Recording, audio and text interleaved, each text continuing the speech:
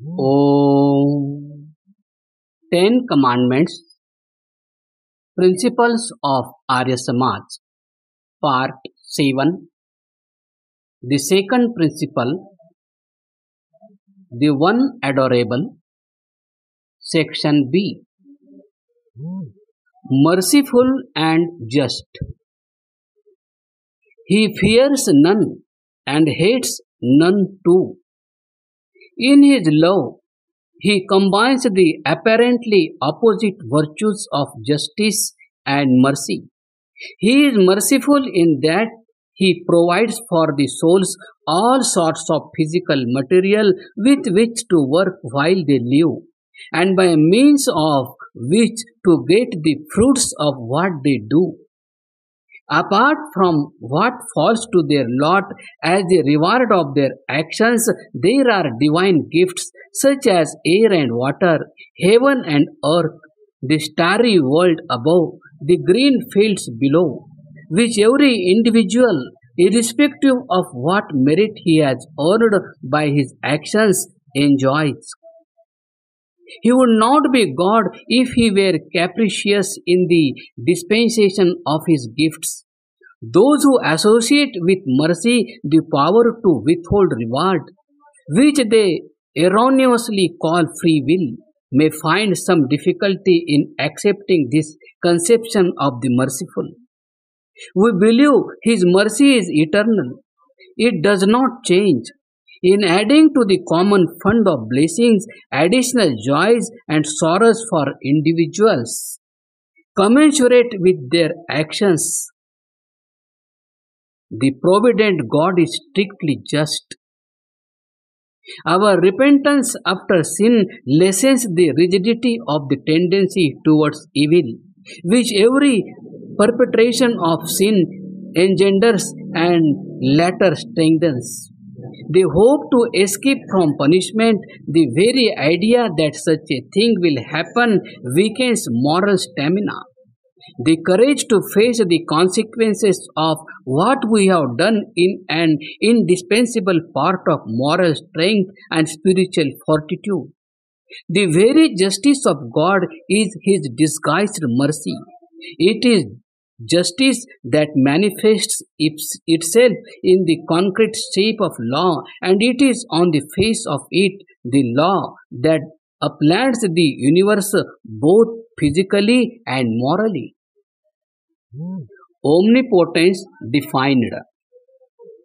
The omnipotence of God too is with us, not absolute.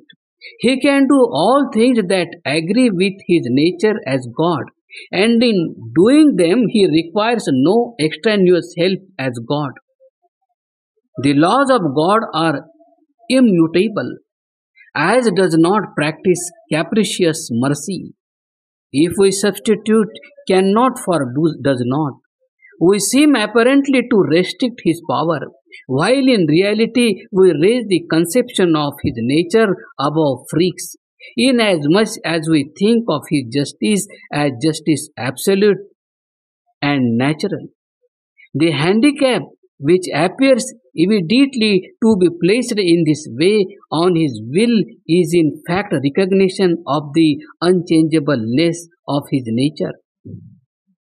An unduly forgiving God is nothing to prevent him from becoming at times unduly tyrannous. The latter possibility is simply a corollary from the former presumption.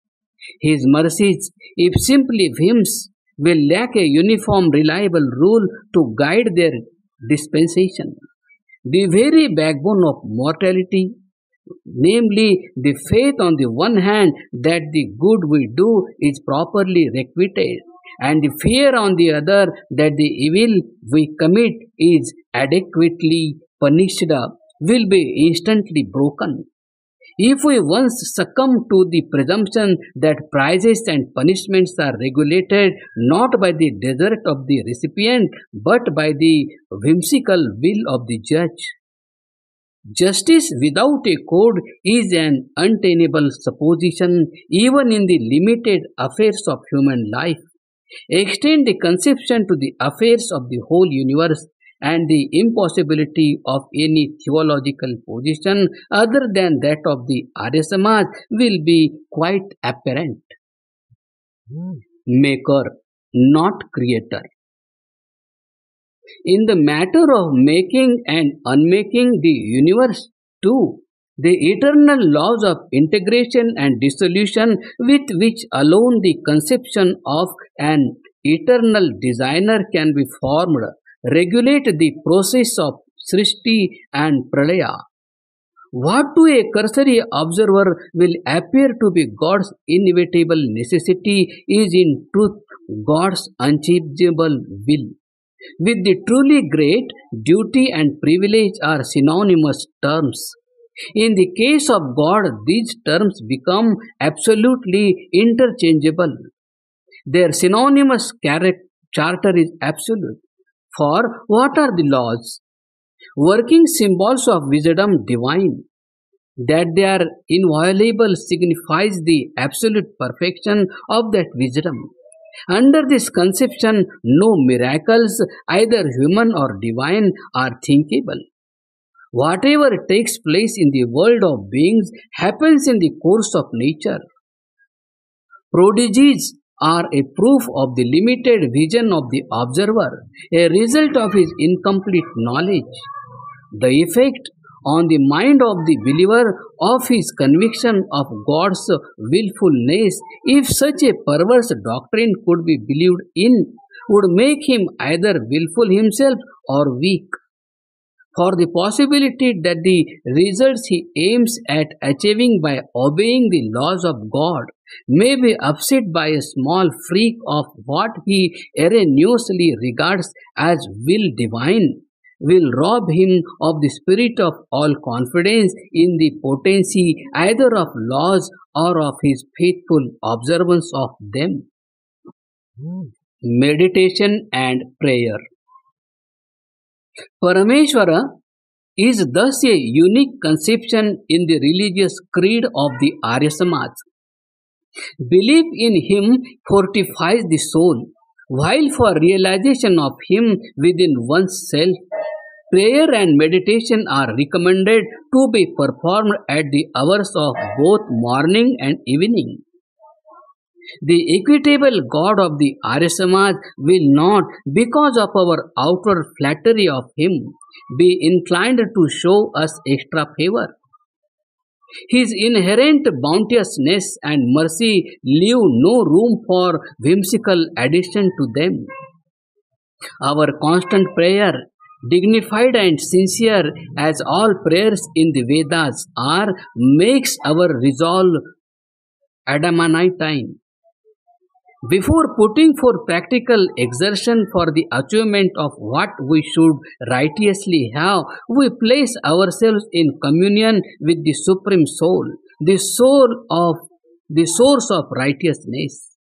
Meditation of his immutable traits, first before we enter daily on our duties in life, and later after we have firmly or infirmly stuck to them, or else have disregarded the voice of both our own soul and the Supreme Soul in practice, gives us an opportunity of casting an introspective glance within ourselves. It places us at dawn and sunset, both hours of serious thought, in a position to imbibe as much as we can of his supreme virtues.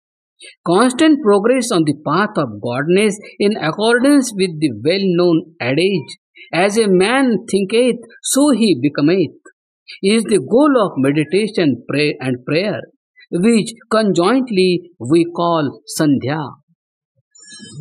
Adoration of the formless. For adoration, the Arya Samaj recommends meditation of the formless, Nirakara. Adultery, instead of smoothing, bars the way of worship, beginning with the sincere devotion of lovers which finds concrete expression in stone images, embodying in them some serene beatific mood of some sacred personality. The system of adoration of higher men has later an invariable tendency to degenerate into gross formalities, in association with which social and moral evils prevail. Recitation of verses from Vedas, reflection over the varied concepts of God presented in them, and an attempt to embody them in our own character is the way to approach the presence of the Supreme. The mantras are fixed for the adorer, lest his mind, left upon its own resources, should wander without aim and grasp nothing worthy to be imbibed. This last contingency, if not prevented, will surely unhinge him. The mantras of the Vedas are the light on the path to start with. Their glow increases both in its bewitching intensity and the range of its mental enlightenment as the adorer fixes his mind day by day on their ever broadening import. According to this principle, adoration in the sense of devotional worship is due to Parameshvara alone.